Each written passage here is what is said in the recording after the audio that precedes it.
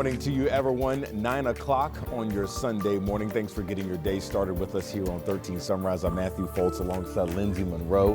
Hopefully you have had a great weekend so far and got out and about. We had the big mini marathon yesterday, which was great that the rain held off for that, Lindsay. Yes. I know today is kind of the opposite, especially if you're waking up this morning. Very grateful that the mini marathon was yesterday, not today, because we've had widespread rain. Not just here in the Indy Metro, but we are still seeing some very heavy rainfall across northern Indiana. So this has been impacting everybody during the overnight. We have just recently had the rain wrap up around Indy, but we have certainly got some waterlogged roads across the state and the city. Check this out. We've actually been following this crash. It's looks like perhaps a spin out or a slide off here. This is at I-65 near the South Split. So we've got some crews out. Looks like blocking one travel lane of I-70 westbound there at the South Split. So we'll continue to monitor that for you. But just kind of a good reminder that we have had this ongoing rain, and we're going to see some ponding on the sides of roadways as well as some visibility issues. Now the rain has wrapped up around the city as of now. So we're currently sitting at 48 with a mostly cloudy sky, but we've certainly still got rain activity across the state playing out as we anticipated, noticing the movement of this. Now, typically our weather systems move from west to east, but this is pivoting counterclockwise around an area of low pressure that's been stalled out the past couple days, will likely hang out again tomorrow and perhaps even into early Tuesday. With that being said, still have this steady rainfall and even some heavy rain for our friends up in northern Indiana. So this heavy pocket just now moving out of Kokomo, Tipton now drying out, and heavy rain moving into the Delphi area as well as portions of northern Tippecanoe County. Steady rainfall still extends throughout the western tier of the state as well. So Crawfordsville still seeing this rain, as well as Putnam County as this is starting to exit out of Hendricks and Morgan counties this morning. Precip chances as far as the coverage area will continue to drop as the day plays on. So we have seen the most widespread rain that we're going to see today this morning. That will continue to diminish. So there's going to be more dry time. However, stays cloudy, stays cool today with steady temperatures in the upper 40s. We're going to talk more about this system departing and when dry weather looks to settle in. That's in the full forecast. All right, we'll see you then, Lindsay. This morning, we are following up with Metro Police about a deadly shooting involving a woman on the city's west side. Police say it happened around 8:15 at an apartment complex near 10th and Girls School Road. Once on scene, officers found a woman inside of a car with a gunshot wound. She was pronounced dead at the scene. They also say they found a man within a block of the scene who was later detained by police after they used the taser. Police believe the shooting started as a domestic issue. Right now, they're asking anyone with any extra information to give police or Crime Stoppers a call. That number is 317-262-TIPS. It's now been 3 years since 3 people were murdered on the city's northeast side, and right now there is still no answers. Our Marina Silva spoke to the family of one of the victims as they continue to push for justice. The tears haven't stopped for Nicola Mormon. It still hurts, like we'll still take it one day at a time.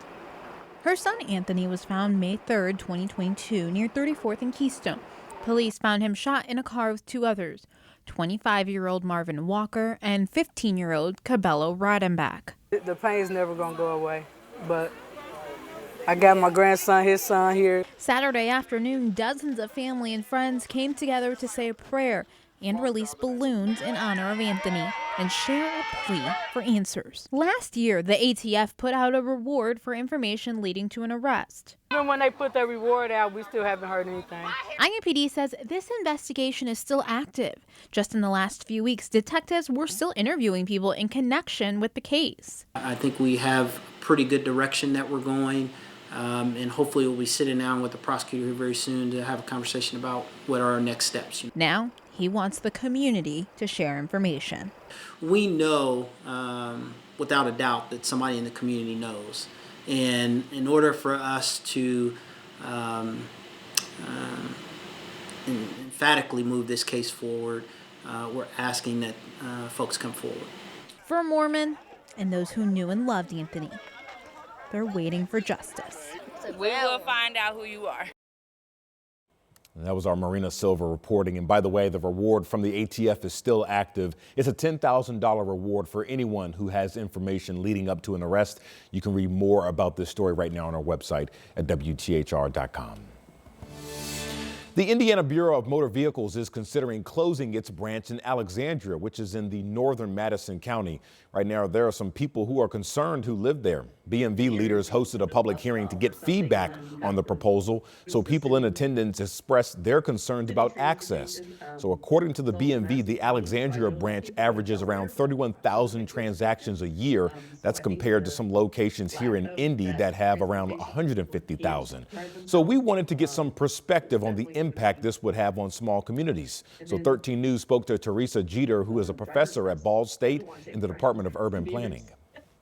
It sends a message of disinvestment, right? It reduces local foot traffic, hurts small businesses, and undermines the community's appeal for future growth. So from a planning perspective, this weakens the local economy and deepens again inequality in already vulnerable places. Who are the 30? Now, if the branch in Alexandria does close, it will leave only the Anderson branch in Madison County. Well, time is now 9:06. The Indiana Pacers, they have a big game tonight on the road in Cleveland. It's game one of the semifinals against the Cavs, and our Anna Chalker is live with more on tonight's matchup and all things Pacer fans need to know. Good morning, Anna. Good morning, Matthew. It's quiet in here in Gamebridge now. That's okay, because we're getting ready for a big game against the one-seeded Cavs today. And here to talk about this, Eddie White with the Pacers. Good morning. We've got a lot of momentum heading into this game. I mean, what's the important part of this game today? Oh, I think you look at game 1 and 2 when you're playing there, you hope to get one of those two. If the Pacers come back having, with a 1-1, bring it here Friday night, we know what Friday night's going to be like, that's what you want. Now, again, you can lose the first two. That means they're holding serve. That means it's time for us to hold serve. And nobody holds serve better in the NBA than our fans in this building and this team. So it'd be nice to get this one today. And I feel pretty good about this one. I thought, after what we did last year against Boston, Matherin's here this year. We didn't have him last year in the postseason. I feel pretty good about today. And I think a lot of people have been talking about, we're going against that number 1 seed, so it can be a challenge. But like you said, our team can pull through. We always do. Well, there's an old phrase that coaches and players use, especially in Indiana. To be the best, you got to beat the best. And right now, Cleveland, they had the best record Eastern Conference. They're very, very good. But what's weird is this. We played them 4 times. The last 2 times we played, it doesn't count because the standings didn't matter and we were playing G League guys. But when the games counted, they beat us here. But we beat them there. So I think this is going to be a little bit more evenly. I think the series is going to be better than most national people think. I think people think Cleveland's going to win in 5.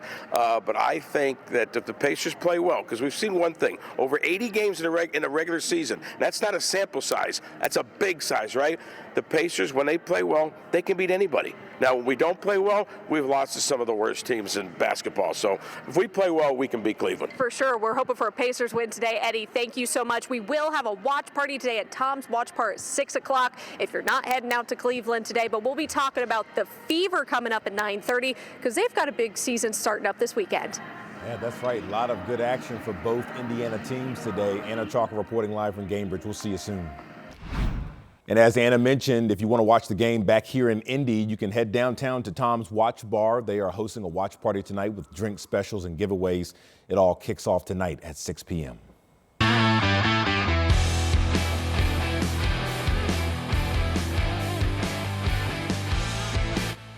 You saw it right here on Channel 13 yesterday. Thousands of people laced up their running shoes to take part in the IU Health 500 Festival Mini Marathon. Runners and walkers made their way around Indianapolis Motor Speedway, then back downtown. And along those 13.1 miles are friends, family cheering on those participants. These girls, I don't think have ever missed a race for their mommy. So we try to make it to everyone and cheer her on as she reaches the end. And the winner for the Women's Delta Dental 5K was 13-year-old Lily Higgins. So this was her first 5K, and she got to run with her mom and sister. As for the mini in the men's division, Brandon Olson finished first. So it was pretty cool to run through the speedway and see all the stadiums in downtown Indianapolis. So it was just a cool experience. And right behind him was Mercy Chalangat, who she broke the women's course record for the mini. We have more on all the big moments from yesterday's mini marathon right now at our website at WTHR.com.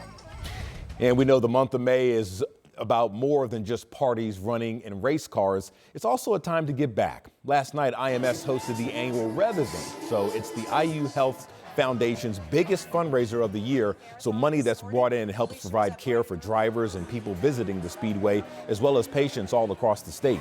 Lauren Kanaan is the wife of Indy 500 champ Tony Kanaan. She was among the featured guests last night, and she says she knows the importance of this event. Having them behind us really puts you a lot at ease if you're someone like me who has a loved one actually out on the track, for the course of our whole relationship. I mean, it means the world that we have this team of people behind us, and that is what this evening supports. And Rev has raised more than $19 million statewide for trauma and critical care programs. Our own Felicia Lawrence, Laura Steele, they both hosted the green carpet event last night, and our Emery Tiernan served as MC. So great night for it, Lindsay.